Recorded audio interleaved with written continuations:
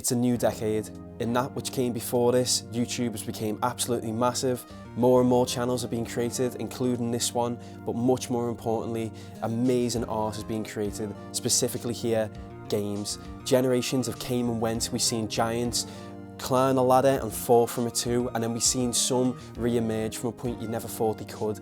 It's been an amazing time. There's been stories and new IPs made which have become people's absolute favourite, and others that have disappeared and seem to not be coming back at all.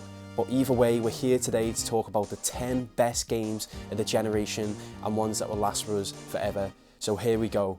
Welcome to another episode. Hello everyone and welcome back to Liverpool Retro Gamer, the first video of 2020. So we have a new video in a new environment. I should really do an update video. I've clearly moved homes. But anyway, new environment, brand new decade. A lot of new games to come this decade, but let's just pay some homage and honour the games that came over the last 10 years. Speaking of honour, you can't have a top 10 list without a list of honourable mentions. Now unfortunately, I don't have all my physical games with me at the moment because, as I said, I've moved home recently and all of them are in storage. It's a sad situation, but it is what it is. But for right now, I've got these. I may or may not have borrowed a number of these from my girlfriend Ash because we're sort of sharing collections at the moment, and she's a big collector as well. So, I mean, maybe I'll do a video about that one day because that's a whole new aspect of the decade, let's put it that way. Anyway, a lot of games here. I can't talk about these all too much because I'm meant to be putting a focus on the top 10 games of the decade, and these are the top 20 in my opinion. Dead quick thing, let's just talk about the ones. So for instance, obviously people that know me will know that Final Fantasy X is at least in my top 5 games of all time. I didn't want to put any remasters into the top 10 because I felt like it was a bit too cheeky. There may be 1 or 2 remakes though, so you got that to watch out for. But in terms of the remasters, I mean, Ace Attorney, I started playing this recently with Ash. This game, it's like a staple of our relationship and I absolutely adore these games. Now, they're some of the very best and I'm really, really lucky that I got to play them right at the end of the decade. I mean, obviously Street Fighter Anniversary Collection, come on, Third Strike, Street Fighter Alpha 2, can't get any better. Final Fantasy X, need I say more, one of the best games ever made, let's just leave it at that. I mean, Fallout 4, I was there, one of the only games I've ever been there, day one to pick up. Days Gone might be the most underrated game of the decade in my opinion. It's got massive, massive flaws and it's going to be a video in and of itself, but this game is so good that I bought the Collector's Edition, which, if I'm clever, will pop up on screen right now. Deacon St. John, I think he's got a big future with Sony and I don't think they could have made a cooler character personally. Now, Death Stranding, where do we even begin with Death Stranding? I'm sure there's been about 1 million videos already. Hideo Kojima, what a guy, a hero, the Stanley Kubrick of gaming, the greatest creator. Maybe not greatest creator, I mean, you know what, we'll get into that in another video. Great guy, makes great games, and this one is exceptional in my opinion. I've even got the Collector's Edition PlayStation 4, and it's my first Pro, and my word, does this game look good on that console. I've already talked about Fallout 4, so what's this doing here? Super Mario 3D World. Now, I bet not many people would think there would be a Wii U game in this if it didn't begin with the letter Z. But here it is. This game, this bloody game right here is so underrated, and why it is not on the Switch yet, I will never know. This is one of my favourite Mario games of my lifetime. Brilliant, brilliant game, a lot of fun. Ones that I don't have physically here with me right now, we've got, what do we have? We have RuneScape Mobile. When this game came out, I just couldn't believe it. Obviously, it's RuneScape Classic Mobile because nobody plays RuneScape 3, let's get real here. But to see this game release on mobile and be playing it in my hands when I've been waking up at like 3-4 o'clock in the morning and playing it after my ma had gone to work and stuff like that all day before school, well, all night before school, I suppose. It was an amazing moment anyway. I was only meant to be talking about these honourable mentions for like 2 seconds and look at me already. What else am I missing out here? The Uncharted HD collection, got to play these about 3 years ago whenever they came out, and unbelievably, I never played them on the PS3. Loved them, absolutely loved them all. Number 2 specifically was just outrageous. And then the big surprise for me, hopefully I've been clever and actually put all these honourable mentions on the screen already, but the big surprise for me from this last decade, and especially because, I don't know, it was almost like a conspiracy against this game. Every time Square would say anything, you'd never see anything about this one. Final Fantasy VIII, the remaster. I absolutely loved it. If I could have my dream Final Fantasy VII remaster, obviously we're getting a remake. I mean, I'm pretty sure I mentioned a little promo leading up to this about this big news and, you know, amazing things. The likes of that remake is just outrageous. It's actually happening. If I went back through these videos, I could find like 10 clips of me saying, when are we going to get the remake? Well, I wish that the remake looked like the Final Fantasy VIII remaster. And look, I don't care what anyone says. All I want is the original game with the 3D characters, 3D models, looking a bit more spruced up, a bit more handsome. And that's what they are. They certainly are. I mean, there's that famous meme, you're the greatest looking guy here or the best looking guy. Look at him on a new one compared to the old one. It's night and day. You look better on the old one. Now you're messing. It's a beautiful game. Love playing it. Played it with one of my best mates and yeah, can't recommend that one enough if you haven't played it already. But they are the honourable mentions. Let's move over to the top 10 games of the last decade. So, starting off top 10 games of the decade, number 10, I think this will be quite surprising for some people anyway. Telltale's The Walking Dead Season 1. This game right here, you would not believe. This game came out years and years and years ago, one of the earlier games of the decade. You would not believe that I only played this in the last year. So I've played a few point and click games growing up. I haven't got the greatest memories with them or anything because it wasn't really my thing when I was a younger lad. But The Walking Dead, this one here, it's one of Ash's favourite games. Obviously that's been misses. I was talking earlier on about Ace Attorney being one of staples of our, you know, time together. This one, me and her, we spent so long playing this game together and we just fell in love with it. I think Clementine is one of the best characters of the last decade, really one of the most human and relatable. I don't know, a great character. Lee, of course, and, you know, my man Kenny and all that, but just a great game. And this one in particular, because obviously there's a lot of other seasons, so I didn't put it as just The Walking Dead in general, because it could have been cheeky and done that, but I didn't do that because I felt that this one in particular, and another game like it, which very, very nearly came in 10th, and we also played together, me and Ash, which is The Wolf Among Us. Brilliant game based on Fable, and it's getting a sequel this generation. I cannot wait for that. But these two were the ones that I felt your actions really, really had big consequences, and there was a lot of different things that could happen off it. And it was my first introduction into the Telltale type of games, and I just think it made a massive impact. I remember when it came out, although I wasn't a big advocate of them or anything, I remember how big an impact these games actually made. And for me, they made so much of an impact. They're in my top 10 of the decade. So, number 9. Do you remember earlier I said I wasn't going to have any remasters? Well, remakes are okay, and they have to be, because my number 9 is the first PlayStation 4 game I ever played. And at the time, I think it was only on the PS4. I remember it was getting, it was in a lot of the promo videos and stuff that Sony were doing, and he were really advertising it and getting his character back. And it's the very, very early years, and that is Abes Oddworld New and Tasty. This is a remake of Abes Oddysee, which is one of my favourite games of all time. In fact, why am I so silly right now and I haven't even picked up this game? Because I have it right behind me. Look at this, a bit of live TV for you. Okay, well, I don't have Abes Oddysee, I'm a liar. What I have is Abes Exodus. But, you know, same thing, just in case anybody for any reason can't remember who Abe is. I mean, it's probably good because I don't have a physical copy anyway. But yeah, a lot of talking about this game going on right now. Basically, this was my dream game.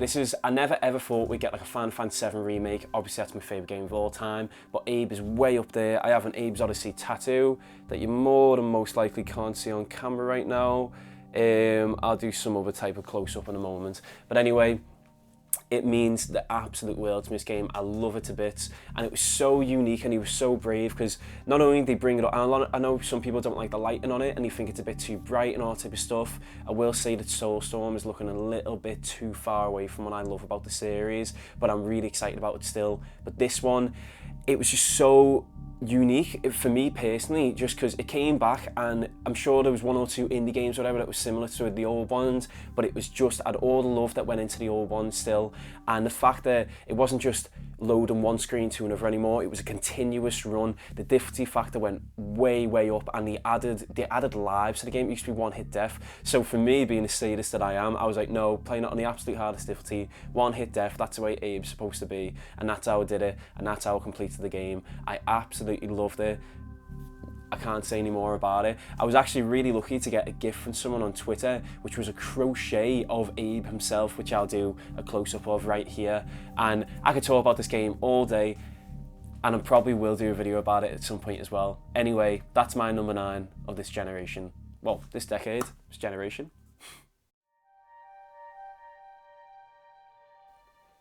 At number 8, we have SpiderMan PS4.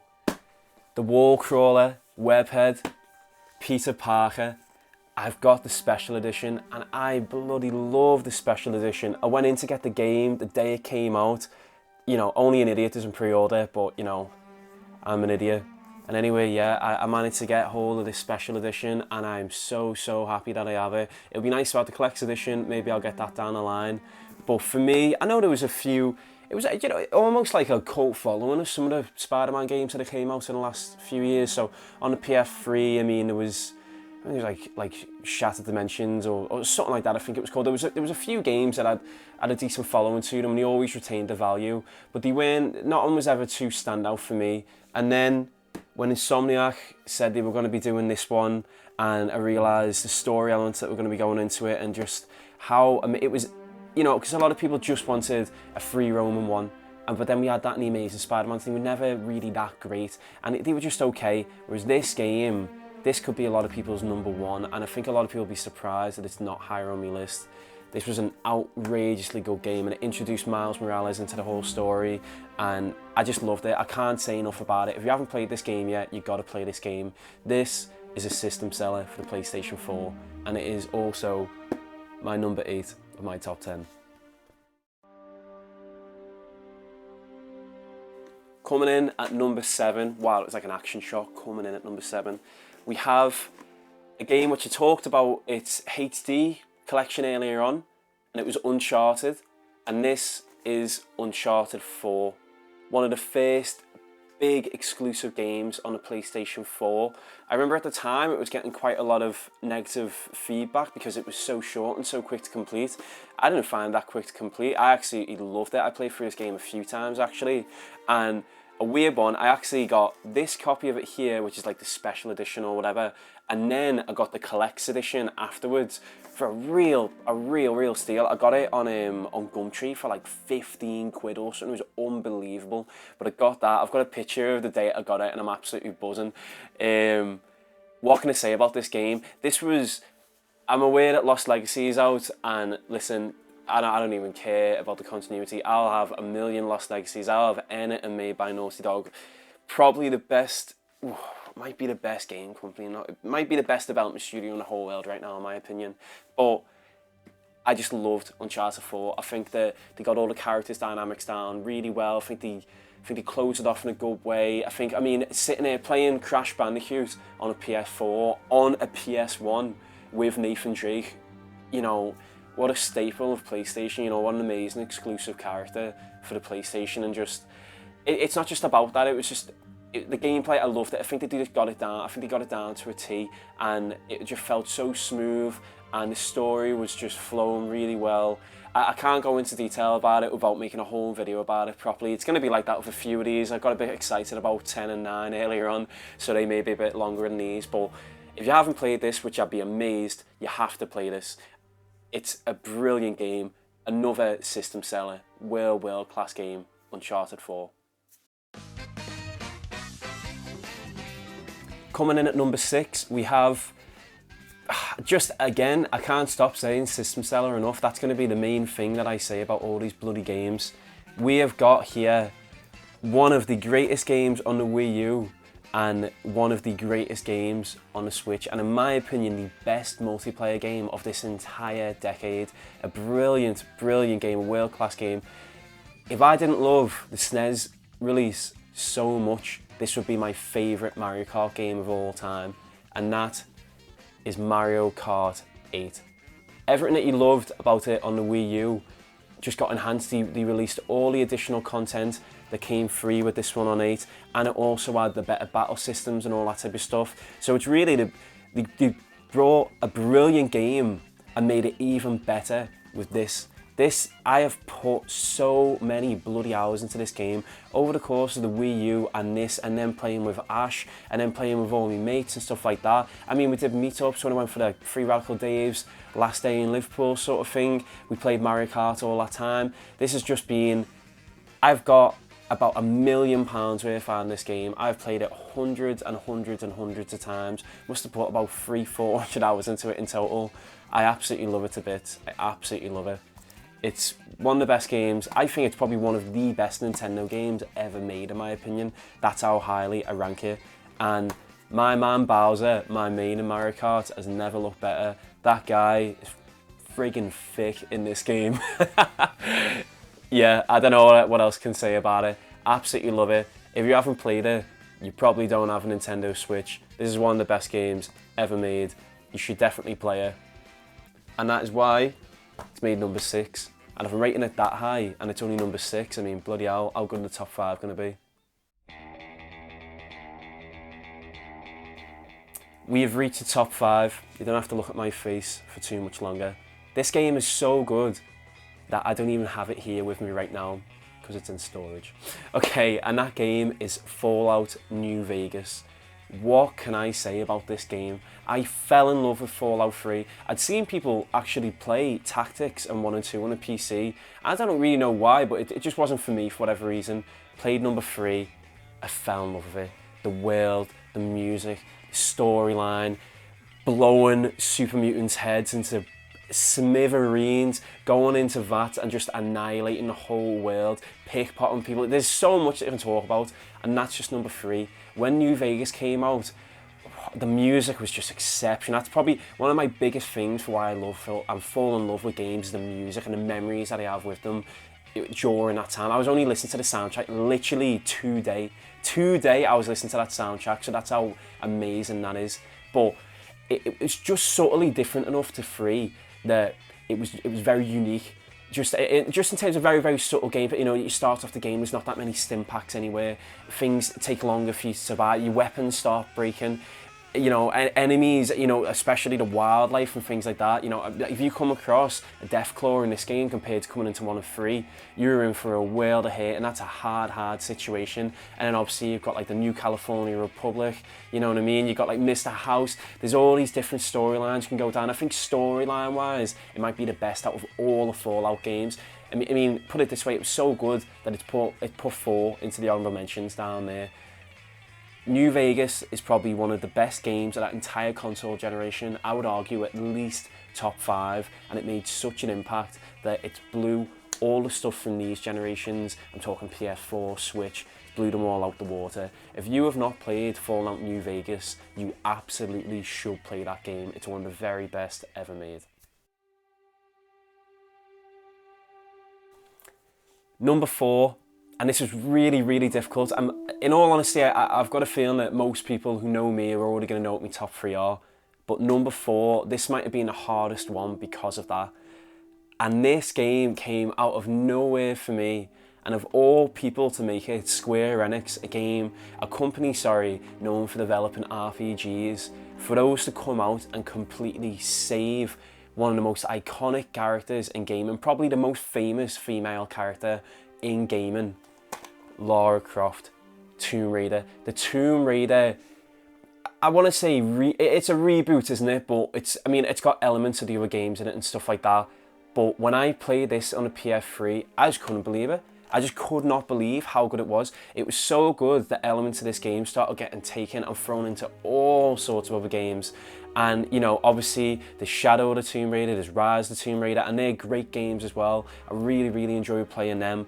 But the first one, it's such a love letter to fans. If you go back to the credits, there's a massive thank you list, and they're not just thanking all the developers, they're thanking the people that have worked on a game years and years ago, like the originals. They're talking about thanking people in the forums and people in the, like people making character art and, you know, fan art and stuff like that. And it's a massive, massive love letter to fans. It might be one of the biggest love letter to fans I've ever seen in gaming, and I just absolutely fell in love with it. It's such a brutal game, really, really brutal game. You never see a character get murdered and get killed in such more brutal and gruesome ways. It was really, really unexpected, and the storyline just so dark and so good.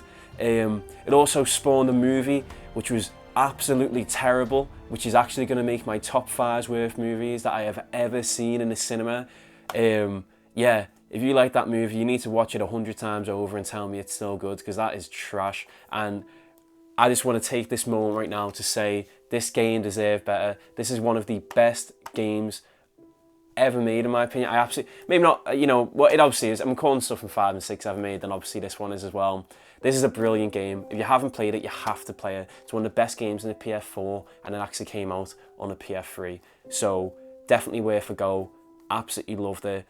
They can make this exact same game, exact same formula 100 times over, and I will buy and complete every single one because of the happy memories that I had with this. And that is why it is number 4 on this list.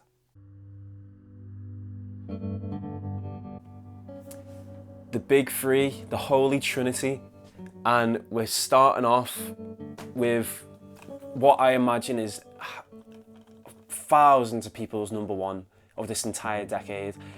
Not only of this entire decade, I would actually say of all time. That's how big this game is. And it's made by one of the same development studios that worked on something that I mentioned both in honourable mentions and in the top 10 here.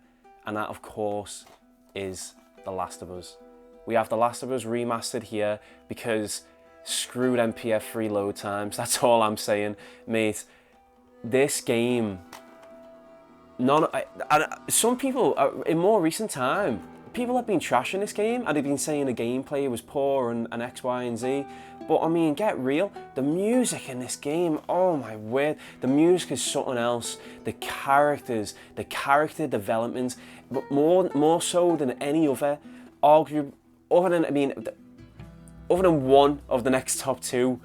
The character development in this game, I think, is unparalleled in the last 10 years. I think it is absolutely just top class, the highest level of storytelling you can get in a game. It was fantastic. It was, everybody loves zombies, so like, right, we'll take that and we'll make something of our own out of it. And I love Days Gone, and a lot of people have a go at Days Gone saying, oh, it's just not quite as good as The Last of Us. And yeah, I'll agree that, but I mean, right here it says it on the front thing, on the front cover, over 200 Game of the Year awards, so it speaks for itself. This is a timeless masterpiece. This is the game which will put Naughty Dog on the map, more so than any of the other massive games they've made until the end of time. This is one of the greatest games ever made, and I can't believe that we were so lucky to actually live during the time that this one came out and be a part of it. It's unbelievable. When this game came out, I was so unwell. I was on my deathbed. Let's put it like that. I was very, very unwell. And my ma came in from work and she was like, Jack, can I get you anything, mate? And I was like, Mum, I was like, Mum, it is 40 quid. I was like a dying man's wish. I was like, please get me this game, The Last of Us. It's just came out the day before. And if you can believe this, I didn't have that much hype for this game because I very, very rarely buy brand new games, but I heard so many good things, I had to get it. So I got it. Then I went over to my dad's because I wasn't well. I just went over there to just like see out the sickness and be around my family. You know, why I wasn't in uni, wasn't in school, that type of stuff. Wasn't at work, sorry. And me and my little sister Beth, we played this whole thing from start to finish, loading times and all. It was amazing. It was one of the very, very best gaming experiences I've ever had, and it gave me some of the best memories I've ever had with my little sister, and that alone I'll always be happy for. But the game itself, just what a game. And the sequel, I think, is going to be even better. I actually think the sequel is probably going to be my number 1 this time in 10 years. So I mean, and it's coming out in the first year of the decade, so that's quite a statement to be making already. But you'll all see, I'm telling you. Number 3. So number 2 on our list, and once again, quite like some of the games that came before it, it's so good that I don't even have it here with me right now, because I've only have the collector's edition of it, and it's in storage at the moment. But this game, lads, honestly boys, this game has to be one of the greatest games ever made. I must have said that 100 times already during this video, and I know this video's went on a long time, but because all these games are so unbelievable. We're talking about 10 years of gaming here, a whole decade, and this is number 2 on the list. It is the reboot. Well, it's not really a reboot because it is a sequel really, but the reimagining of God of War. This game is so unbelievably good. It might be the only one in the last 10 years for me personally which actually beat the character development of The Last of Us. Atreus and Kratos, they are just brilliant. Their characters throughout it, the way it builds up, the way Kratos is such a hard, powerful character, and he's just so, you know, I don't know, it's like, I can't even really describe how intense he is. This man is just, imagine waking up and that kid is right there in your face. You'd never be able to get over it. But what I loved about this game is throughout the first games that came out in its lifespan, I loved the first God of War. I remember it coming out on the PS2, it was massive, but it was never a mega game, so it was never a huge game to me. But this one, he wasn't invincible. He wasn't invincible. He felt human even though he was a god. He felt like he was vulnerable, and that was, again, something that was massive in The Last of Us as well, the vulnerability that I felt throughout playing it. But the vulnerability you feel, not just for Kratos, but the fact that he's also caring for this young lad, Atreus, his son, his boy. Boy! That should just be like 90% of the game right there. Just say boy and then end the review. It's amazing. I think that the story throughout it really, really took me for a surprise. I got the collector's edition because I had a feeling that it was going to be one of the biggest games this whole console generation, and obviously it's made the second best game of the decade for me. I got a bloody tattoo of the Leviathan axe. You probably defo can't see this one, but it's right here, and I'll get a close-up of it in a bit. But I bloody love this game. I cannot recommend it enough. If somehow you have not played this game yet, then you really should. And it may have been an influence on why I actually have a beard right now, and I didn't a couple of videos ago. But listen, play God of War, one of the best games I've ever played in my life, and had one of the biggest impacts that you can imagine.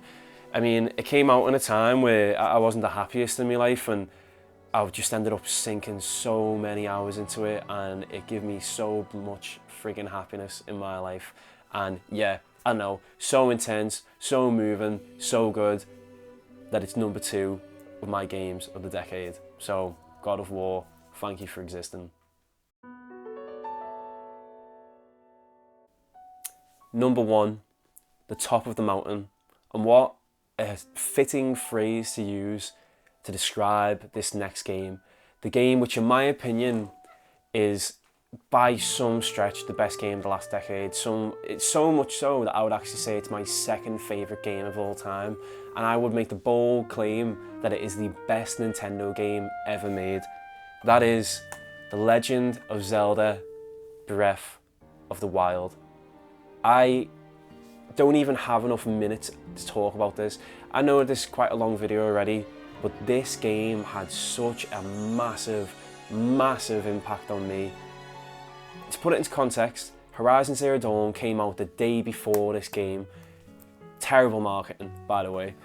I played Horizon Zero Dawn for about 3 hours, and I was like, oh, okay, this is pretty cool, you know, I'm gonna give it a go, you know, maybe it'll be one of my favorites on the console. I have never went back to Horizon Zero Dawn, because the next day this came out, I went and got it, and I was just absolutely hooked. I could not stop playing this game. This is one of the best games of all time. Like, a lot of people say there's 2 big negatives people have with this game. They say there's this massive world in this game and there's nothing to do with it. I have never played this game and been bored for a second, ever, and I put in so much bloody time. When this game came out, I was coming home from Level Up and I was playing it every single day after work.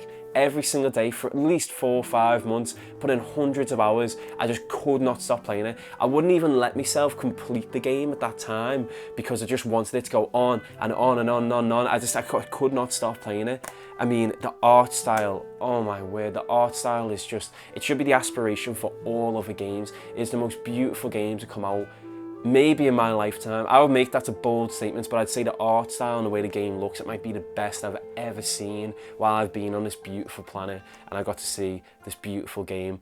The music, it's much more subtle than like Ocarina of Time, and a lot of people say it's not as good because of that type of thing as well, but just because it's not quite as memorable and not quite as in your face, the subtlety and the emotional impact that comes with that, especially during scenes where it needs something like that just to give it that a little bit more of an uplifting moment, it's massive.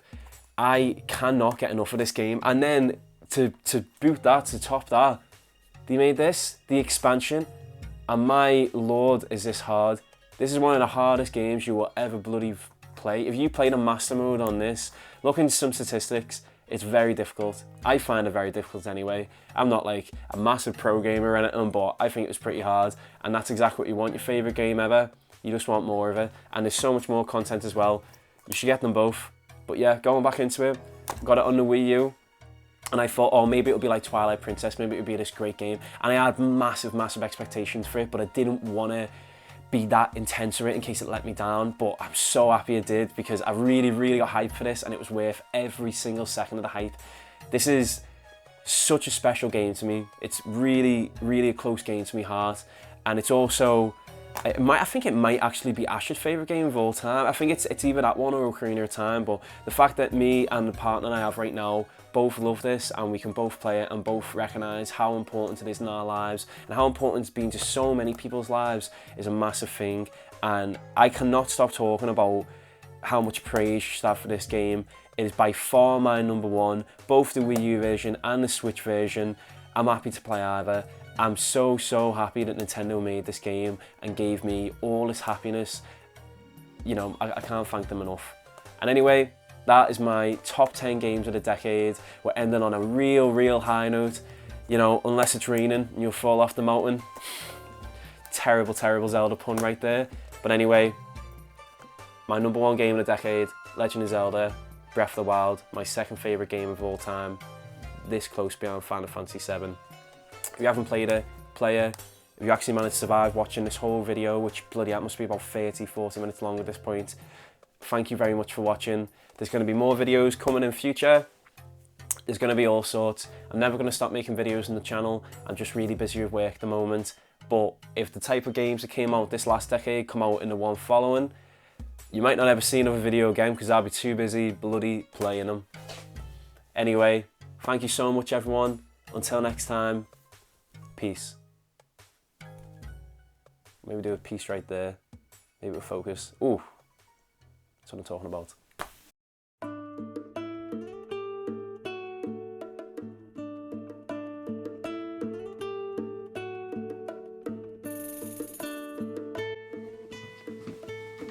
Hello. Hello. All right. What is bloody next?